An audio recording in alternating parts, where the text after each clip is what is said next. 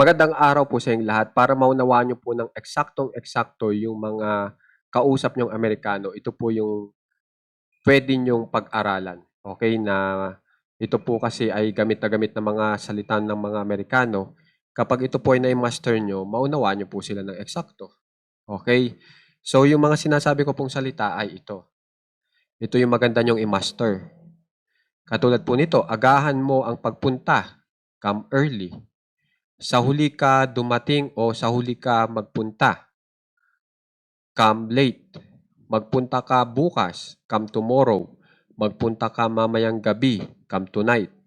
Mauna kang magpunta. Come first. Sumunod ka. Come next. Araw-arawin mo ang pagpunta. Come daily. Lingguhan ka magpunta. Come weekly. Gabi-gabi ka magpunta. Come nightly. Magpunta ka agad. Come soon. So kung ito'y may ma-master nyo, matatandaan nyo po agad, mabilis po kayo talagang gagaling po sa pag-unawa sa pakikipag-usap sa mga Amerikano kasi ito po ay lagi nilang gamit. Okay po? Kaya sana ito po ay tandaan nyo at saka dalawang salita lamang po ito. Pero kung mapapansin nyo sa Tagalog, medyo humahaba, di ba?